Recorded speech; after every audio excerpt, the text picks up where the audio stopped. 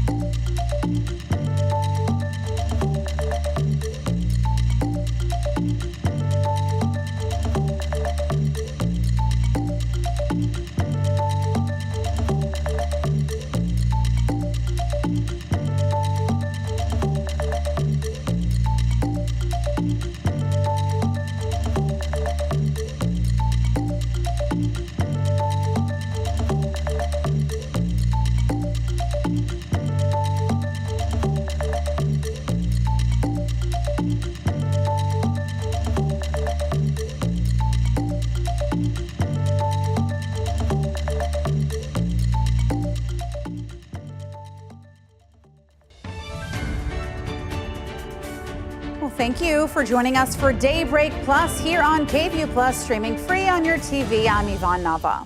Good Monday morning, everyone, and I'm Hannah Rucker. Of course, we have meteorologist Casey Sherman, who is also joining us, and it was another busy weekend. And even this morning, I mean, we've had quite a few developments on the weather front today. We have. I mean, already we've seen our first flash flood warning of the morning being issued for the areas that really don't need it. Llano County and Burnett County, they were hardest hit over the weekend. And of course, some of these areas also the hardest hit areas over the 4th of July weekend, where we had that catastrophic rain. The rain, unfortunately, it just continues. I wish I had better news this morning, but we will be looking at more rounds of rain and storms throughout the day today. It's really not until Wednesday that we should finally start to see the rain kind of shut off here. Flash flood warning, here it is for Llano County, Burnett County, that area in red. This continues through 9:30 this morning, where we currently have some heavier rain now lifting out across the Llano River. Llano River, it's under its own river flood warning as it's currently at moderate flood stage. So this is rain that the Llano River definitely does not need. Rain also pushing out towards Buchanan, Lake Buchanan, where the Buchanan Dam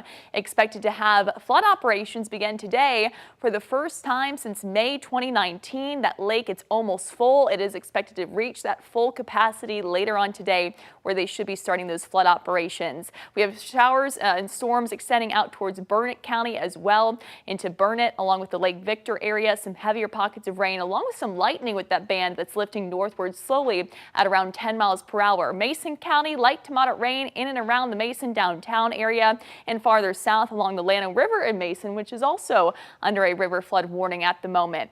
We've got this cluster of storms that's been fairly stationary to the south and west of us. I think some of the skimming parts of West Gillespie County, West Mason County, but the bulk of this likely won't reach at least our area. Of course, we're already seeing those showers and storms out ahead of it, and I do anticipate as we head into this morning, could see some additional showers and storms even develop out across the metro area. So all these things we'll be watching as we take you through the remainder today, kind of looking at a closer shot of this 3-4 o'clock. The colors here, the oranges, the reds, the pinks, indicative of those very, very heavy rainfall rates that we'll have to monitor as we head into the remainder of this afternoon and even into this evening. Flood watch has been extended through 9 p.m. today, where the National Weather Service actually just about 30 minutes ago actually changed their wording on this.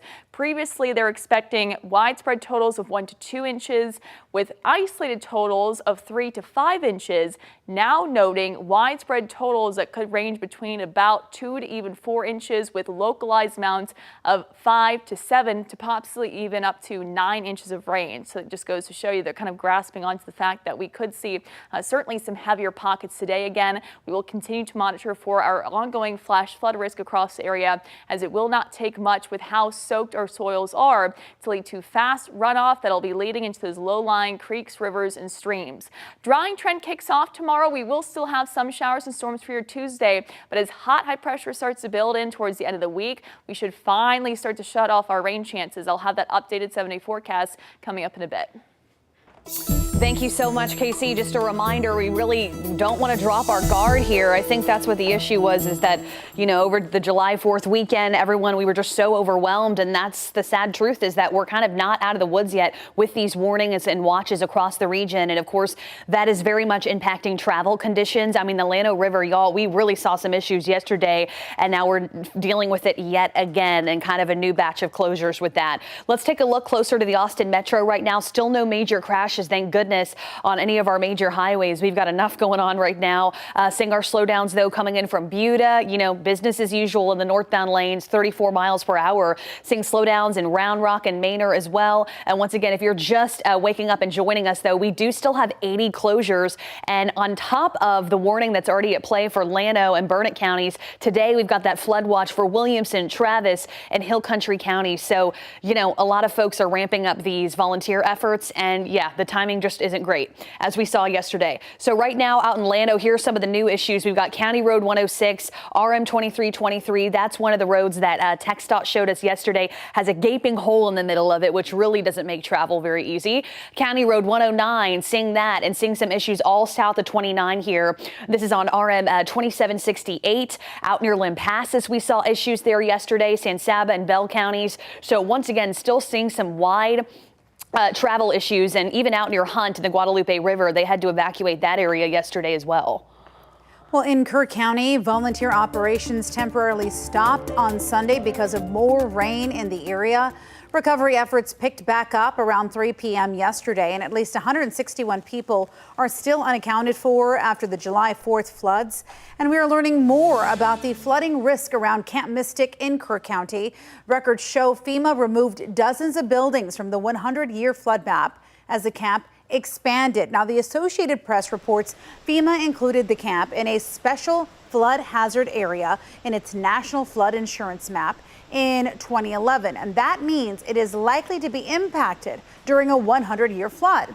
After appeals, FEMA amended the county's flood map in 2013 and removed 15 of the camp's buildings from the hazard area. After further appeals, FEMA removed 15 more buildings at an expanded sister site in 2019 and 2020, and those were less impacted by the flood. FEMA did note that other parts of the camp were still in the flood map, and in a statement, FEMA said flood maps are snapshots in time and are not predictions of where it will flood. Search and rescue teams in Travis County are still combing through flooded areas, trying to find anyone still missing. Travis County leaders say as of yesterday, 9 people have died and 4 people are still missing or unidentified. And many of those search crews had to navigate around so much debris and brush. There's just piles and piles of it. And today, Travis County Transportation and Natural Resources Department, they're beginning free debris pickup services. The county will be picking up debris for free on county maintained roads in northwest Travis County. So they're asking you to do this. They're asking people to put debris out by the curb as soon as possible. But this is the most important part. You must sort the debris into categories or it will not be picked up. So you have to do your part. That includes a pile for appliances, brush and vegetation, electronics or construction materials like furniture. Again, if debris is not separated into these categories, it will not be picked up. So make sure to do that. Contractors started work on a temporary fix for the Sandy Creek Bridge, and the flood damaged the bridge. That's the only way in and out of the Sandy Creek neighborhood. So this is what the temporary bridge looks like. You can see the two-way low water crossing being built parallel to the bridge. Crew members in the field say they expect repairs to finish up today on that temporary bridge. And many volunteers spent Saturday cleaning up debris, as we've been mentioning, but some crews in Travis County say the additional help that they can get really will hurt operations, at least at this point, because they said on Saturday the traffic really backed up along Round Mountain Road, making it harder, though, to search for missing people and remove debris. Officials asked people to sign up with approved organizations and bring proper gear and get trained before helping.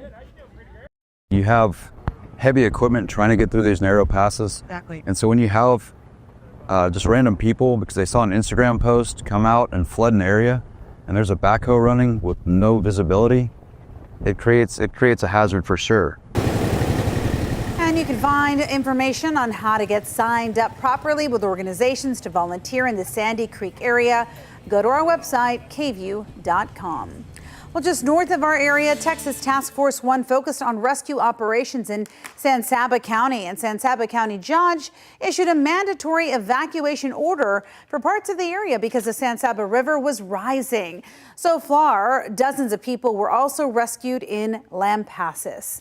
And this video from Texas 195 at the Lampasas River in Bell County yesterday. Well, forecasters with the National Weather Service expected the river to rise up to 40 feet.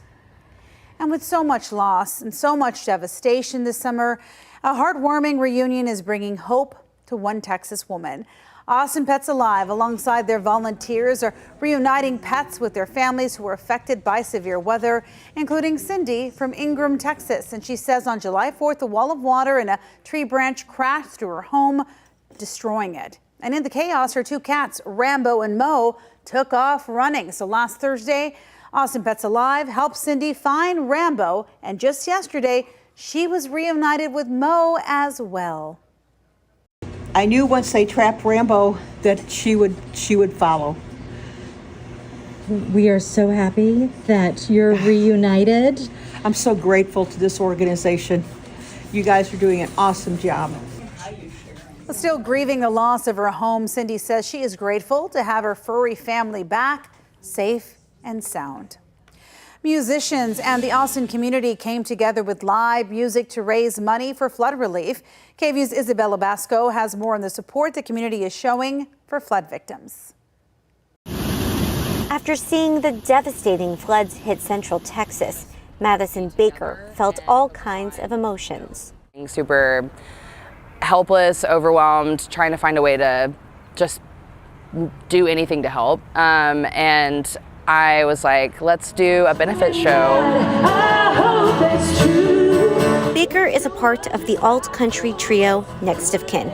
Baker helped organize Sunday night's concert called For the Heart of Texas, a benefit for Kerr County Flood Relief Fund. More than 15 other artists performed. Music is, I've always felt like the one thing that really brings everyone together. The numbers show for it. Bobby Garza, the chief program officer at the Long Center, estimates they sold about 2,000 tickets. You know, the old adage is Austin always throws a good fundraiser, right? And it has a better soundtrack than anywhere else. Our goal is to probably hit $100,000, and to think about that as being an artist-led thing where people are raising funds in that way is pretty incredible. Garza says those funds will go to Kerr County flood relief. Austin, Travis, and Williamson County leaders are looking at more ways to give as much as they can, something that Baker takes pride in. I think it also speaks to the generosity that Texans have, and the Texan spirit is like kind, generous, resilient. But Baker also hopes, as Austinites take refuge in song, they can also take a note from this tragedy. All we have at the end of the day is each other. Everything is fleeting. Life is precious. And truly nothing is promised. It's so very true, and we love to see these musicians stepping up. And of course, Texas country music legend, the one and only George Strait, is planning a benefit concert to help those impacted by the Texas floods. He posted on social media he wants to get money in the hands of people who need it the most and honor the first responders who helped save lives. He will perform July 27th at the Estancia at Thunder Valley in Boerne, Texas. And KVUE and our sister stations across the state of Texas have launched the TEGNA Texas Flood Relief Fund to raise money for flood recovery. You can scan this QR code to make a donation. You can also text DONATE to the number on your screen. We will send you a text message with a link to donate.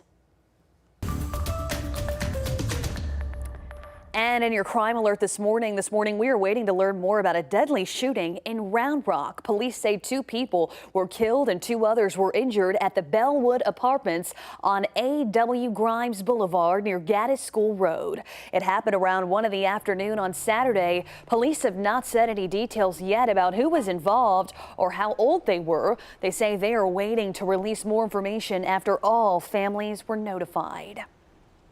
And in other news this morning, a judge could soon set a new execution date for Texas death row inmate Robert Roberson. A hearing is scheduled for Wednesday in Anderson County. Roberson was convicted of killing his 2-year-old daughter in a case that drew national attention. His conviction relied on shaken baby syndrome, a theory many experts have since questioned. Roberson was supposed to be put to death last fall, but dozens of Texas lawmakers intervened, asking for clemency. And Austin City Manager T.C. Broadnax released his 2025-2026 budget proposal for the city. The $6.3 billion budget includes $544 million for police, a bump of $26 million, $51 million for the Homeless Strategy Office, and other investments for housing, cultural, and heritage districts, and the new Austin Convention Center.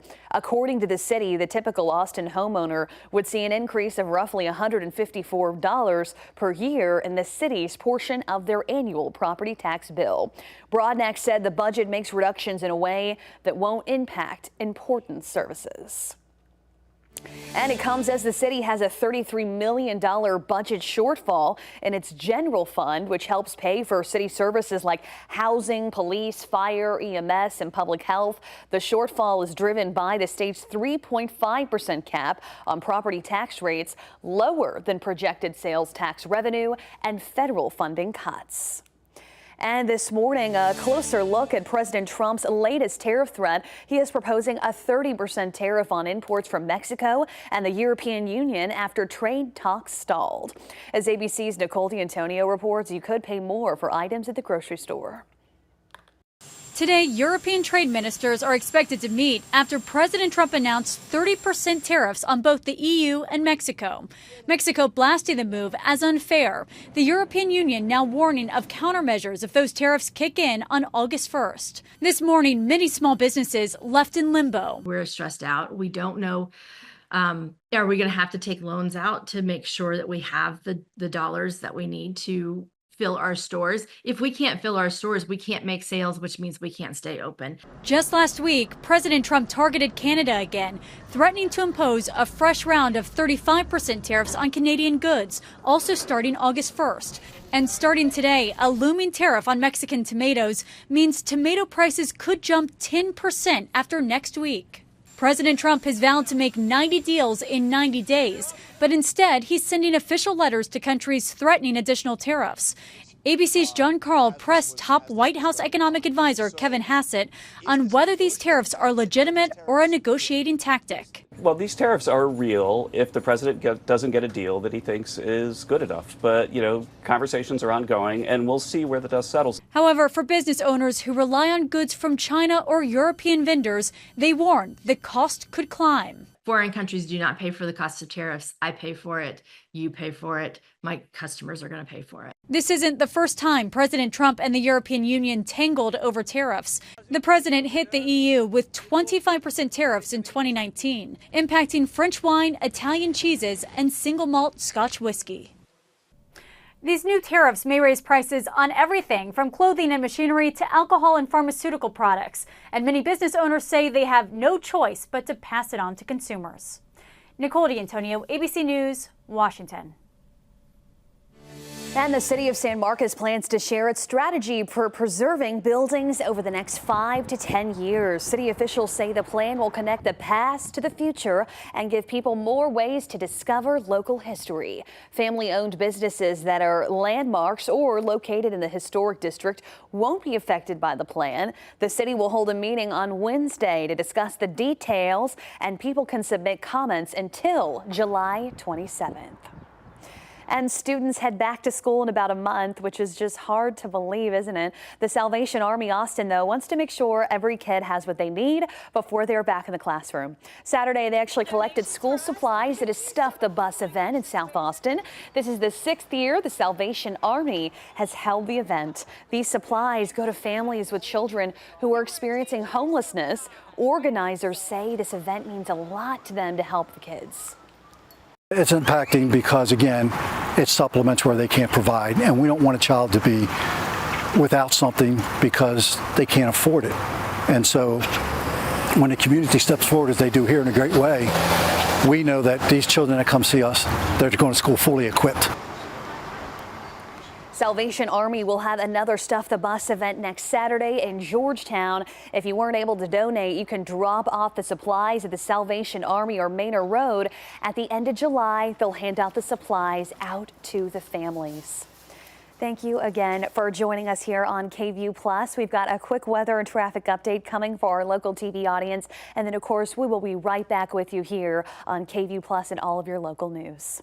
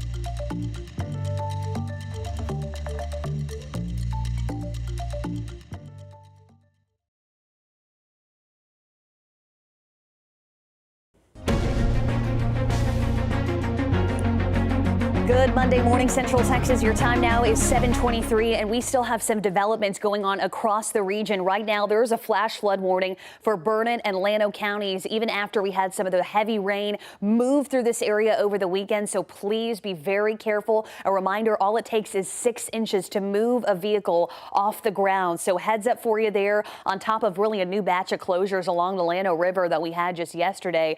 Closer to the Austin Metro, no major crashes right now. Typical slowdowns coming in from South Austin and Manor. But overall, I mean, the main point of concern are these flood-related closures. We're back up to 80 closures from over the weekend. And then we have a flood watch today for Williamson, Travis, and the Hill Country areas. And I know yesterday with those volunteer efforts, it got really dicey in some of these neighborhoods as everyone was kind of trying to rush out of there with these new warnings at play. So let's go ahead and talk about the latest right now with Casey Sherman.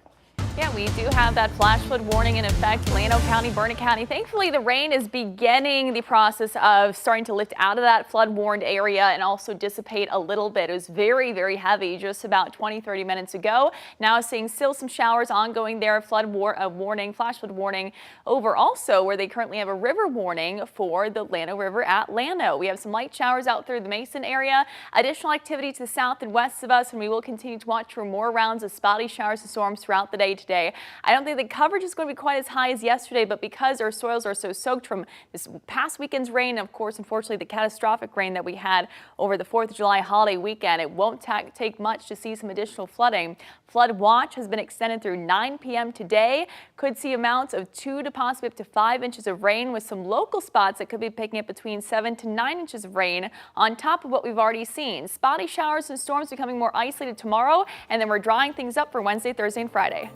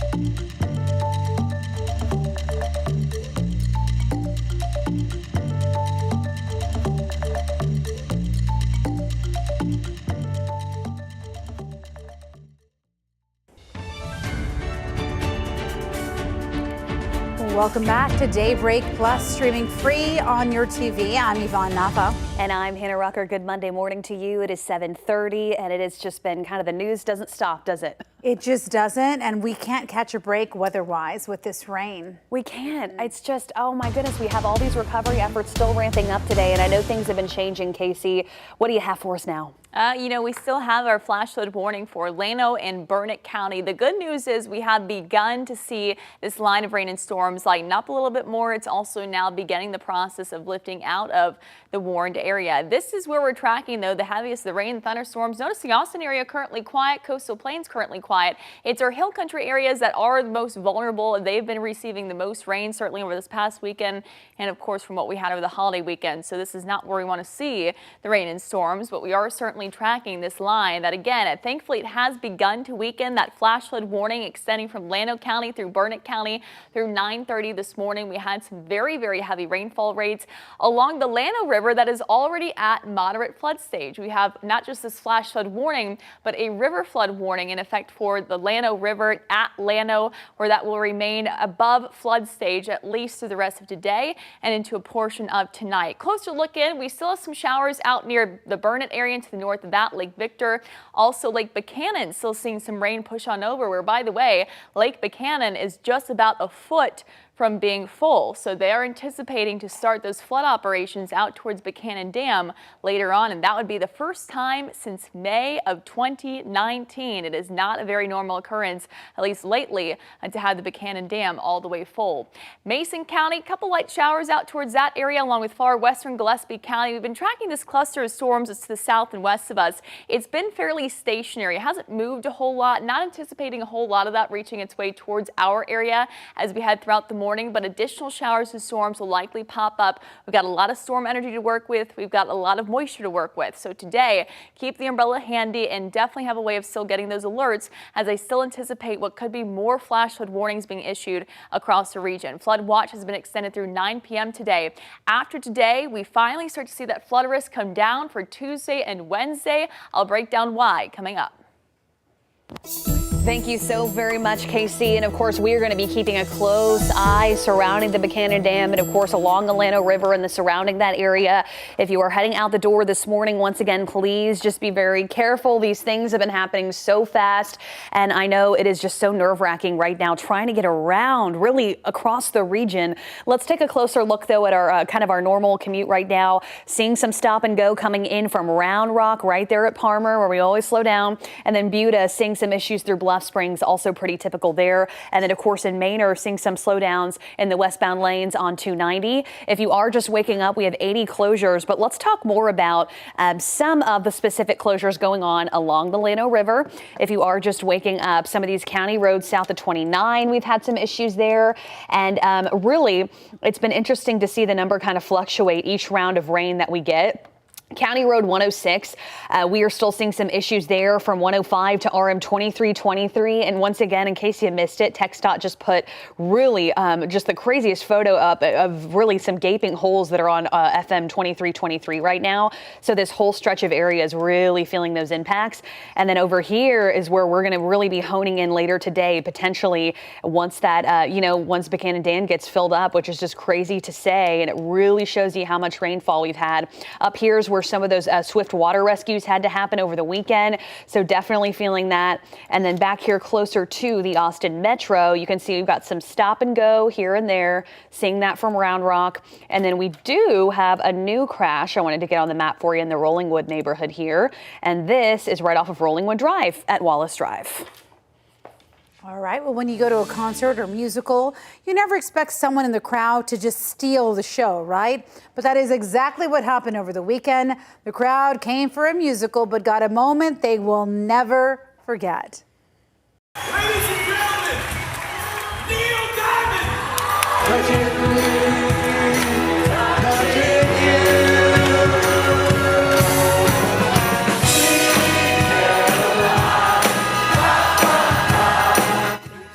To be in that crowd at that moment. I can't even imagine. The sold-out show in Hollywood of A Beautiful Noise, a Neil Diamond musical, hit a high note. The legend himself, Neil Diamond, surprised fans with a live sing-along of Sweet Caroline.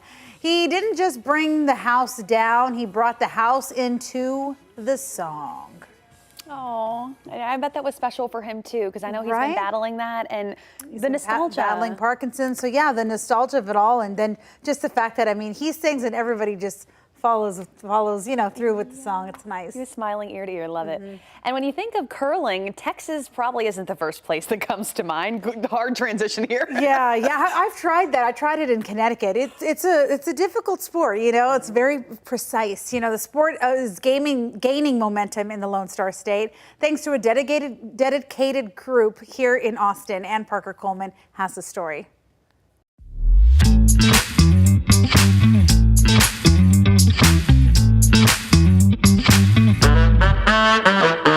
Deep in the heart of Texas, amid the triple-digit heat, there's a community breaking the ice for the sport of curling. It's not native to Texas. So it started in Scotland. Not even close. Yeah, you're gonna have to go the whole way. But since 2006, the Lone Star Curling Club has been home to people like Kyle Anderman. The ice physics gets a little weird. And Lindsay Schmidt. So as baseball has 9 innings, curling has 8 ends. Two Austinites who fell in love with the sport and later each other. I also met my fiance curling. I had the pleasure of having met my fiance doing the sport. There's a couple of the girls out there like, you know, maybe I'll meet my husband curling, you know. The pair will be married in November, but until then, they spend their days on the ice, curling competitively and teaching beginners like me, who greatly underestimated the difficulty of the sport. That's so hard. That's really hard. Yeah, it's harder than it looks. But the goal is pretty simple. The team that's going to score is the team that has their rock closest to the middle. Getting that rock to the middle, well, that's the hard part. And that's where strategy comes into play. We call it chess on ice because at the end of the day, you're trying to both read your opponent's strategy and you're going to talk about their strategy right in front of them. And the goal is to, at the end of the day, have a way to score multiple points. Strategy, stones, and sweeping aside, Lone Star Curling goes beyond the bridge, creating lifelong friendships. The people that you meet when you curl are the best. I mean, three of my best friends I've met through curling. And one of the traditions I think is so special about curling is something we call, or is called broom stacking. At the end of the game, the winning team will sit down and buy the losing team's first round, and we just sit around and talk, right? And I think it's a really special environment to be in. Come for the curling, stay for the community. Okay, and maybe the beer, too. So I'm going to the Olympics is what I'm hearing. In Austin, and Parker Coleman, KVUE News.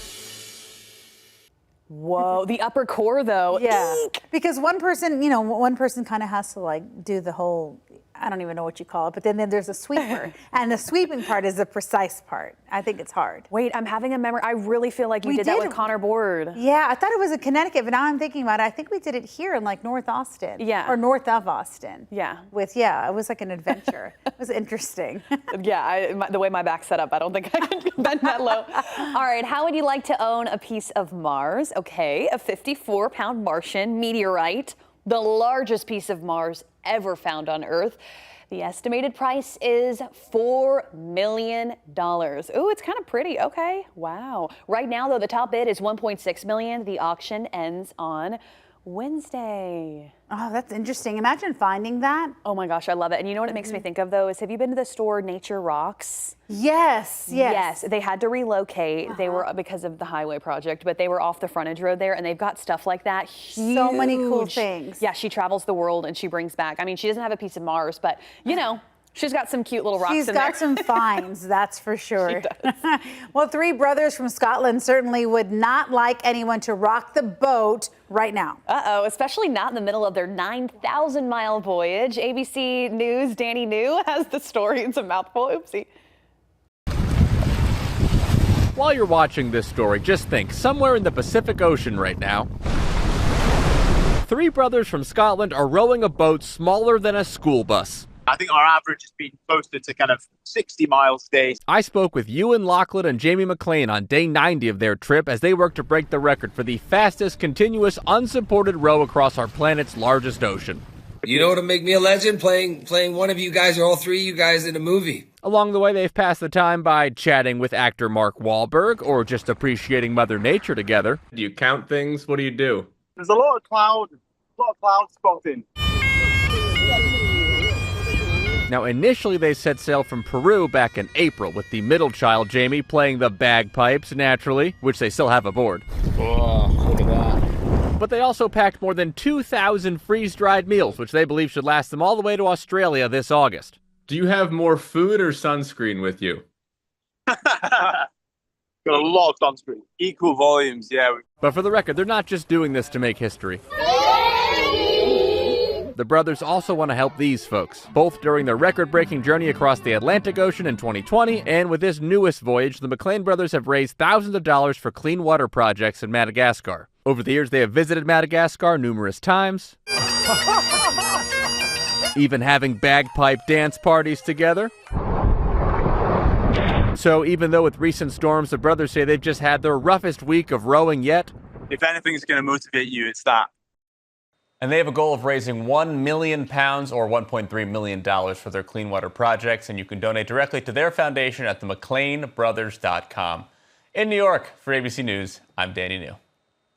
Those brothers were raised right, like helping out and Seriously. everything. How do they get Wi-Fi on that boat? Right? Maybe just a really strong hotspot. I don't know. Can't even get it in the other room Right, here. it's like making it out in the middle of the Pacific Ocean. Do y'all get seasick though? I get a little bit seasick. Oh yeah, I have to wear those little Especially bracelets. with something like that small of a boat. Like imagine the kind of rocking you just are constantly experiencing. You have to become the ocean at that point. I think you just have to move with it. Yeah. No, in the cruise just recently, my husband would be like, look, check it out. I'm like, yeah, I'm sure it's great. Yeah, right. Like, I cannot look. Because you have to stay in the direction it's moving. Yeah. It would just make me a little sick. Yeah. But those bracelets from Amazon do help. They do. Hannah told us about that bracelet. And the I'm like, patches, they've got like patches. so many too. have them yeah, behind their those things, ear. yeah. Yes. There's so many pressure points that can help with different things. I'm just doing this all day. Okay.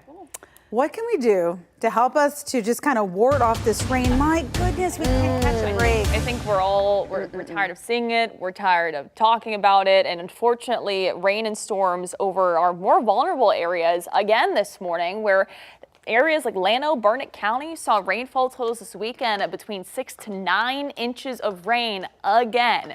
We have a flash flood warning there. Now, thankfully, the heaviest the rain is starting to lift out of that warned area, and it's beginning to really kind of fizzle out here. So that is some good news. This does continue through 9:30 this morning for Llano and also Burnett County, extending out through at least the western part of Burnett County, where they still have some rain in and around the area. Lake Buchanan seeing some light to moderate rain. We've seen a couple lightning strikes since. There's Marble Falls. You currently have a few showers just off to the north of you.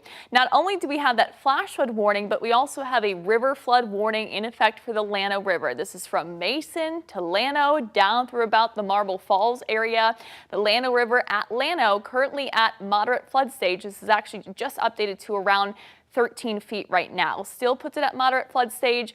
Mason, the Llano River there at minor flood stage. So both those areas experiencing some flooding along the river, where we could see some additional spikes here thanks to the rain that they just had just about a couple hours ago from that flash flood warning little band, and that could lead to some additional spikes this morning. It's going to take some time for the Llano River at Llano to come below flood stage. We're not anticipating this to happen until late tonight and very early tomorrow morning, after it crested at its highest over the weekend was around 16 feet on Sunday afternoon. The crest out towards the Llano River happened yesterday evening at around 20 feet. That's at minor flood stage. It's now currently sitting below 16 feet, where we'll start to see that fall eventually below flood stage as we head into late today. But again, depending on what kind of rainfall we see and where these downpours set up, soil's very saturated at this point in time, so we're likely going to see some quick runoff, and that then eventually leads into our area streams, creeks, and also rivers. So we'll have to monitor those river levels for sure as we head into another day of showers and storms today. A couple spotty showers out towards Mason County.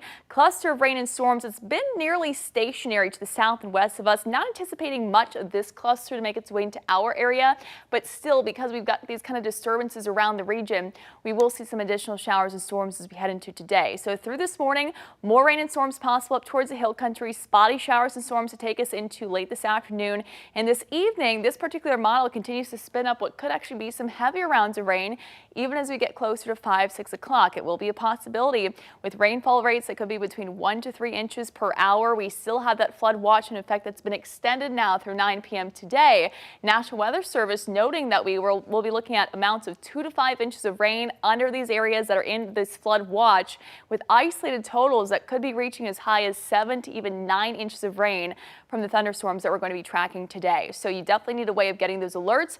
I do anticipate, unfortunately, we likely will at least have some additional flash flood warnings issued across our area from the I-35 corridor and out towards the hill country, because again, it's just not going to take much at this point in time to lead to some additional flooding.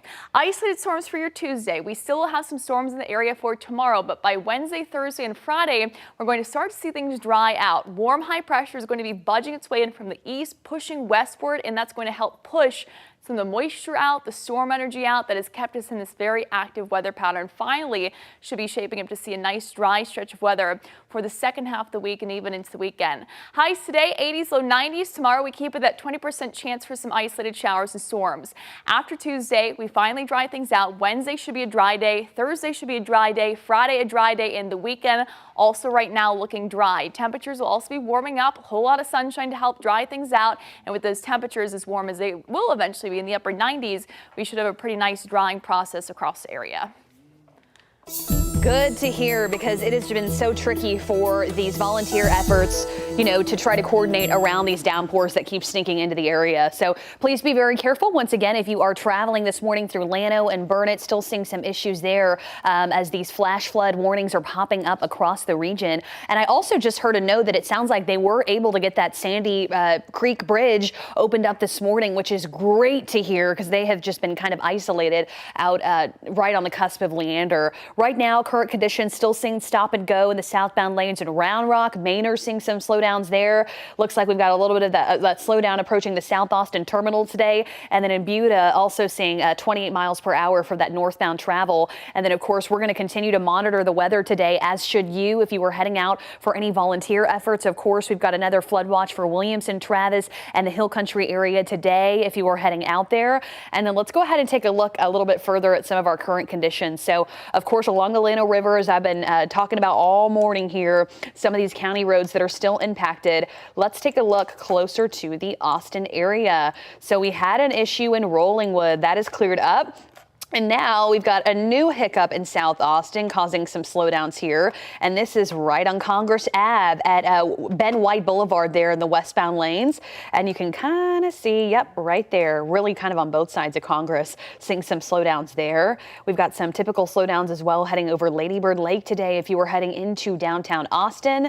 And once again, we are just ready for things to dry out here so it can be a lot easier to get around. You want to take it from here? I can take it from here. I don't. It's like, what's going on here? All right. Yeah. All right. I can take it from here. I don't. Please do. Yeah. You just like pause and I'm like, it's a showbiz rap. I could talk about it. A new Superman is making a supersized splash at the box office. It marks a fresh start for the DC franchise. ABC's Mike Dubowski has the details in today's Showbiz Wrap. Now she's back next to me. Hey, buddy, eyes up here. Superman soared to $122 million at the box office this weekend, the third best debut of the year so far, behind only Lilo and Stitch and a Minecraft movie. Superman marks the beginning of a new franchise of movies based on DC Comics, separate from the Zack Snyder-helmed DC universe of films from a few years ago. I can guarantee your safety. I mean, more or less.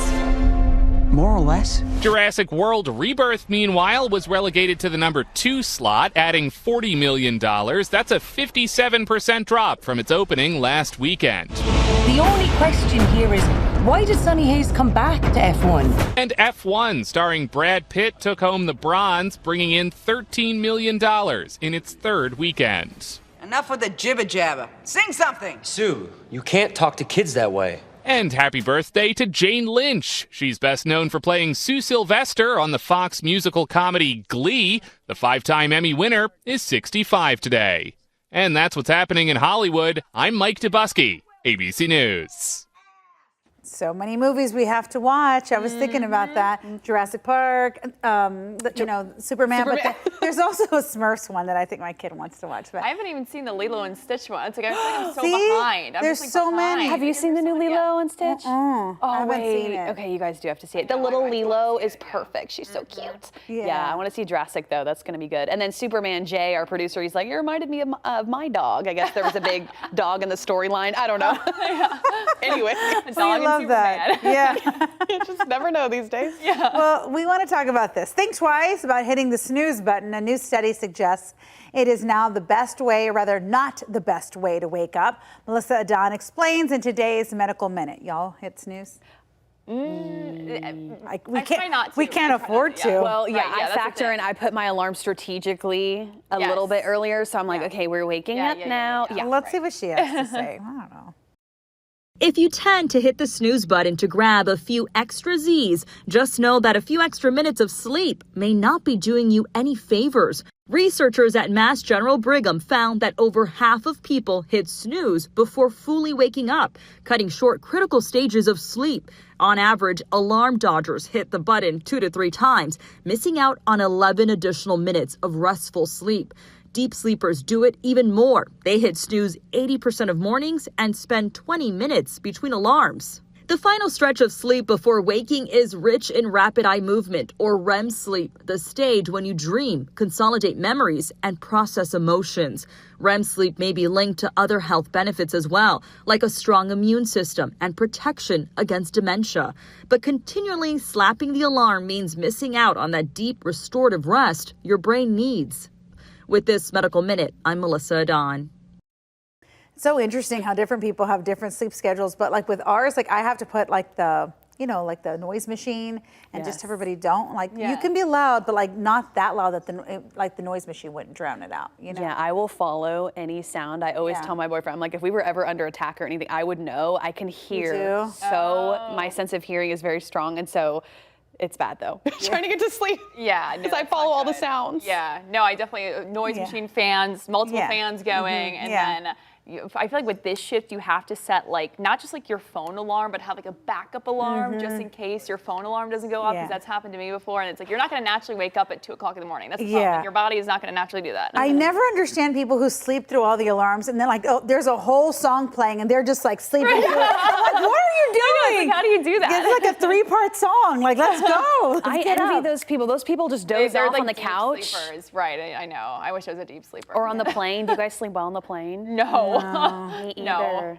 Can't do it. All right, y'all, this year's running of the Bulls tradition in Spain has come to an end. Each year, thousands line the course. It is just craziness. Up to 4,000 runners risk injury sprinting just ahead of the Bulls. It is a century-old tradition filled with adrenaline, danger, and spectacle, watched by millions around the world. 4 people were injured during the final days of Pamplona's iconic San Fermin Bull Run, and the powerful bulls charged through the city's narrow cobblestone streets.